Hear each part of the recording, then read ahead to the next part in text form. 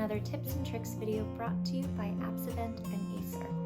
And in today's video, we are going to explore how you can use Google Forms to help your students follow the directions to completing activities in the correct sequence.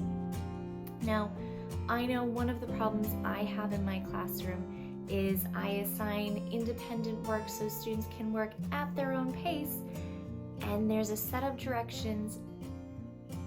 Many of my students jump straight to the end, or they skip a few really important steps that are helping them learn the materials really well so they can be successful, and they're getting frustrated in that final part of the assignment. And one thing I found that can really help relieve this frustration for the students and make sure they're completing all parts of an activity in the best order for their learning is to use a Google form. So let's start with my sample form. First, they're gonna watch a video from me. Then, they have some practice questions for what they've just learned. And they have to do that before they can move to the next section. The next section, they have another video. Now this time around, within the video, I hid a secret word. So when they watch the video, they watch for that secret word.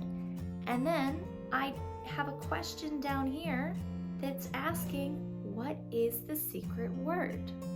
Now, I want to make sure they can't go on to the next section until they've put that secret word in there. They've proved they watched that video.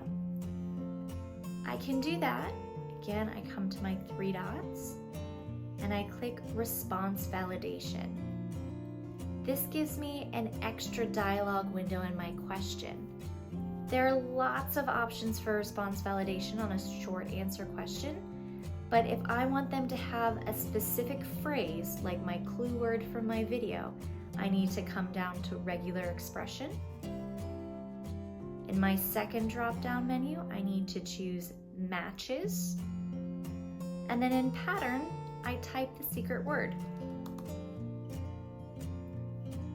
And then over here for custom error text, I can give them a clue if I want. I can prompt them to go back and watch the video again. I could give a hint as to, make sure things are all in lowercase letters. Once they know that secret word, they've proven they've watched the video, they can go on to the next section. And I can repeat this over and over again. Multiple sections, they go through it in a specific order. It's a great way for me to make sure they're sequencing their learning. But my activities are not always watch a video, answer questions, watch a video, answer questions. Sometimes I want them to go and have access to a Google document where they're going to be working through things. Or I want to send them to a YouTube video. Or I want to send them to go play a game somewhere on the internet. I can absolutely still do that through Google Forms as well. To do that, I come up here to my settings and I come to presentation. Now, once I'm in presentation, I can see this confirmation message here. I can make this text anything I want it to be. I put in any URL. It can be a link to a Google document.